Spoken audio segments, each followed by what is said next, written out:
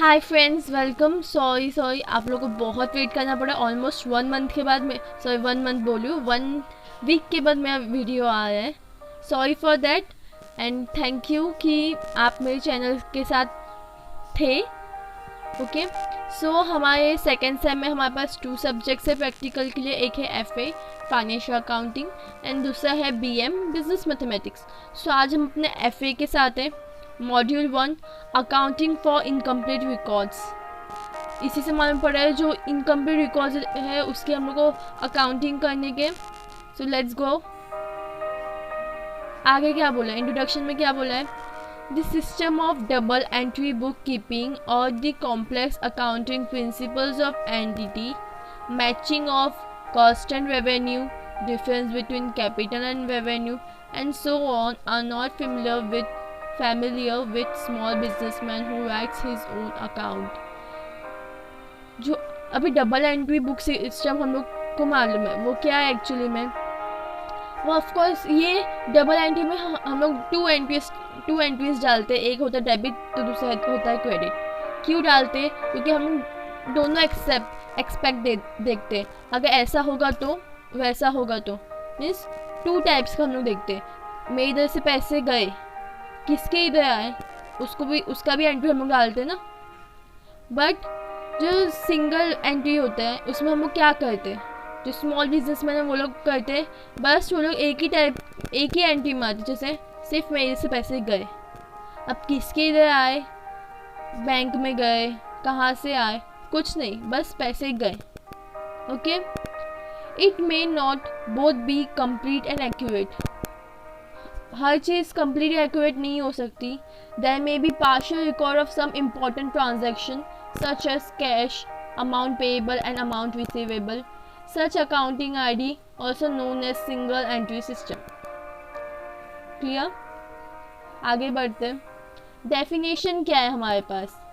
Eric खोलर ने हम लोग क्या बोला है? A system of book keeping in which as a rule only records of cash and of personal accounts are maintained। okay, it is always incomplete। वो हमेशा क्या होती है? incomplete होती है। in double entry the incompleteness varying under different circumstances। single entry का क्या होता है? वो एक रूल बुक है, रूल जिसमें जहाँ पर रिकॉर्ड किसका सिर्फ कैश एंड पर्सनल अकाउंट्स का ही मेंटेन किया जाता है, वो हमेशा क्या होती है? इनकम्प्लीट होती है। वहाँ पे आयन कैटर ने क्या बोला है? Single entry is preparation of accounts from incomplete records. अब single entry and double entry के बीच में क्या डिफरेंसेस है? Let's see. DES double entry system is based on recognised accounting principle, whereas SES single entry system is not recognized by accounting principle। okay, the double entry system record both the accept debit and credit of all transaction। मैंने जैसे आपको बताया, पर single entry में सिर्फ एक ही transaction जाता है। all types of account personal real and nominal are kept, whereas वहीं पे सिंगल एंट्री पे क्या होता है? Usually only cash and personal accounts are maintain, real account asset and liability and nominal account income and expenditure are not kept। means asset और liability, income and expenditure single entry में नहीं होता, सिर्फ cash और personal account होता है। पर हमारे पास डबल एंट्री में सारे अकाउंट्स होते हैं। फोर्थ क्या बोला है? The trial balance is prepared to verify the arithmetical accuracy of accounts. Verify करता है वो, हाँ, पर इधर the trial balance can not be prepare and hence arithmetical accuracy of accounts can not be verified. Fifth क्या बोला है? Trading account is prepared to ascertain the gross profit. यहाँ पर ट्रेडिंग अकाउंट हम लोग बनाते हैं, वहाँ पर हमको ग्रॉस प्रॉफिट मिलता है। यहाँ पर क्या बोला है? Trading account can not be prepare and hence gross profit can not be ascertain. Single entry में ट्रेडिंग अकाउंट बनता ही नहीं है तो ग्रॉस प्रॉफिट मिलने का कोई यही नहीं है। सिक्स क्या बोला है? Profit and loss account is prepared to ascertain the net profit. यहाँ पर तो प्रॉफिट एंड लॉस अकाउंट बनता ही नहीं है तो कहाँ से मिलेगा नेट प्रॉफिट?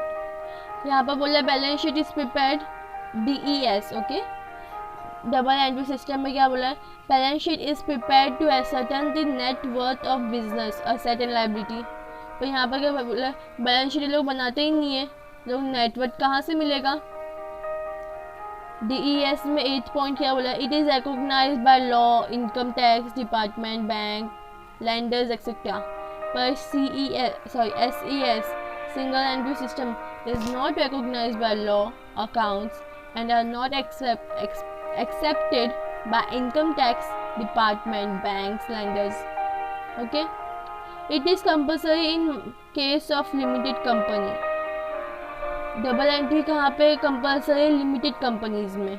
पर इट इज जो सोल ट्रेडर्स होते हैं या फर्म होते स्मॉल, ओके, वो लोग सिंगल एंट्री सिस्टम यूज़ करते हैं।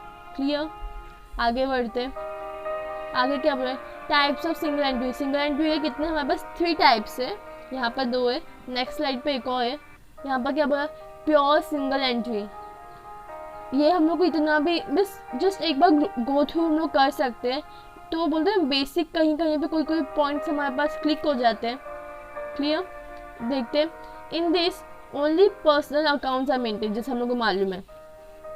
Hence no information is available in respect of cash and bank balances, sale and purchase, etc. No information रहती है। In view of its failure to provide even the basic information regarding cash, etc., this method exists only on paper and not used in practice. यहाँ पर सिर्फ ये लोग single entry कहाँ पे paper पे बनता है, मीन्स बोलते हैं ट्रेडिशनल, ये ट्रेडिशनल है, मीन्स अभी के टाइम का नहीं सिंगल एंट्री, पहले से जो यूज़ करते आए हैं ये वो है। हमने ऑफकोर्स 11th में भी पढ़ा था। यहाँ पर हम लोग को प्योर सिंगल एंट्री केस में क्या बोला, हम लोग को कोई इन्फॉर्मेशन नहीं मिलती, ना कैश एंड बैंक बैलेंसेस के ऊपर, ना सेल एंड परचेसेस के ऊपर। सिंपल सिंगल एंट्री में क्या बोला है, in this only personal accounts and cash book are maintain, although these accounts are kept on the basis of double entry system. Posting from cash book and are made only to personal accounts and no other account is to be found in the ledger. यहाँ पर क्या बोला है कि जो लोग posting करते हैं वो cash book are made only to personal accounts, means cash book से पर्सनल अकाउंट पे करते हैं और बाकी कोई लेजर उन लोगों को नहीं मिलेगा।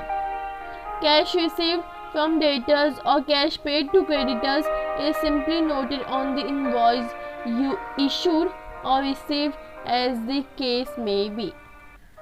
कहाँ पर होता है नोटेड, जो इन्वॉइस होगा वहाँ पर जो इशू के लिए हुआ है या रिसीव्ड के लिए हुआ है, जो केस रहेगा उसके ऊपर डिपेंड करता है। वैस हमारा थर्ड सिंगल एंट्री का क्या टाइप बोलता है, quasi single entry. In this personal accounts, cash book and some subsidiary books are maintained. The main subsidiary book kept under single entry are sales book, purchase book and bills book. No separate record is maintained for discount which are entered into the personal account. In addition, some information is also available in respect to few important items of expense like wages, rent, rates, etc. In fact, this is the method which is generally used in practice as a substitute for double entry system. जो quasi single entry को क्या बोला है, substitute है वो किसका, double entry system का। अगर बाई चांस MCQ या फिलिंग द ब्लैंक्स में भी आते हैं कि सब्सिट्यूट क्या है डबल एंट्री सिस्टम का, तो आप लोग लिख सकते हो क्वाजी सिंगल एंट्री। ओके, आगे बढ़ते। Conversion method. कन्वर्शन मेथड क्या है, under this method the trader has to convert the incomplete record into complete record. This is known as conversion method. मतलब जो incomplete है उसको complete करना पड़ेगा, उसको क्या बोलते हैं, conversion method. In this method, the defects which make record incomplete are removed. जो भी defect रहते हैं जो उसको incomplete बनाते हैं records को, उसको निकाल दिया जाता है. For example, some transaction may not be recorded at all. Suppose entry for goods sold is not passed as there were no concerned accounts prepared. For this concern account must be open, और उसकी entry क्या जाएगी, cash account debit to sales account, journal entry है। और जब account बनाएंगे तब आप लोग को ऐसी एंट्री पास करनी पड़ेगी। आगे देखते हैं, 3 स्टेप्स में आपको कंप्लीट करना है। एक होता है एसर्टेन मिसिंग आइटम, पहले आपको फाइंड आउट करना है, फिर उसको रिकॉर्ड करने का है, और फिर फाइनल में हम लोग को प्रिपेयर फाइनल अकाउंट्स। ओके, आगे क्या है, हम लोग को अलग अलग अकाउंट्स बनाने पड़ेंगे बिकॉज हमारे अकाउंट्स मीन्स हमारे एंट्रीज इनकम्प्लीट है। जैसे डेटर्स का अकाउंट हो गया, और आगे हमारे पास 3 अकाउंट्स हैं, बिल्स रिसीवेबल, क्रेडिटर्स और बिल्स पेएबल का। ओके, सो देखते हैं डेटर्स के अकाउंट में क्या आ जाएगा। पहले तो बैलेंस ब्रॉट डाउन जो हम लोग को दिया जाएगा, फिर कैश बैंक अकाउंट, अगर बिल्स रिसीवेबल की कोई एंट्री है तो यहाँ पे आएगी।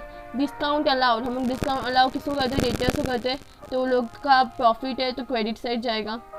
हाँ, तो बिल्स रिसीवेबल डिसऑनर हो गया तो डेबिट साइड आएगा, to credit side debit side. Means ये फॉर्मेट है, और ये फॉर्मेट को देख के हम लोग अपने सम सॉल्व कर सकते हैं। बिल्स रिसीवेबल अकाउंट, इसमें क्या बोला है, पहले तो जो हम लोग को ब्रॉट डाउन करने का, फिर बाय कैश बैंक अकाउंट जो अमाउंट आएगा वो, फिर to debtors account bills receivable, जो डेटर्स के अकाउंट में बिल्स रिसीवेबल वो यहाँ पे आएगा। अगर वो डिसऑनर हो गया, जो वहाँ पर डेबिट था यहाँ पर क्रेडिट हुआ, और जो वहाँ पर क्रेडिट था वो यहाँ पर डेबिट हुआ। क्लियर, डबल एंट्री है। Then total creditors account, total creditors account में क्या बोला है, कैश बैंक, पहले तो हम ब्रॉट डाउन क्रेडिट साइड किए हैं। Okay, then to cash bank account, to bills payable accept किया, क्रेडिट परचेज क्रेडिट साइड पे गया है, टू डिस्काउंट रिसीव, जो रिसीव हुआ है क्या है, देन मीन्स डेबिट साइड है। Okay, to purchase return, by bill payable dishonour, जब वो डिसऑनर हो गया, देखो हमारे पास एक होता है कि हमारे पास बिल्स पेएबल होता है, एक्सेप्ट किया उधर, यहाँ पर डिसऑनर किया। एंट्रीज आप लोगों को मालूम है, जब अगर एक्सेप्ट किया तो डेबिट साइड आएगा, तो ऑफकोर्स जब डिसऑनर हुआ गया तो वो क्रेडिट साइड जाएगा। बिल्स पेएबल का अकाउंट में देखते हैं, उसमें क्या बोला है, to cash bank account bills payable discharge, उसके नीचे क्या बोला है, to total creditors account bills payable dishonoured. हम लोग को इतना एकदम से इसमें बस ये एक फॉर्मेट है, हम लोग को ऐसे 4 अकाउंट्स बनाने पड़ेंगे। यहाँ पर ब्रॉट डाउन पर करने का है, फिर देन जो बिल्स पेएबल एक्सेप्ट हुआ, और जो फाइनल अमाउंट हम लोग को जो यहाँ पर टैली करने के बाद मिलेगा कैरिड डाउन पे, वो अमाउंट हम लोग को फाइनल अकाउंट्स में डालने हैं। फाइनल अकाउंट्स में जब हम बैलेंस शीट बनाते हैं, bills payable credit side liability की साइड आता है, तो वहाँ पर बिल्स पेएबल लिख के हम लोग को वो अमाउंट डालना पड़ेगा। Thanks for watching, please like share and subscribe.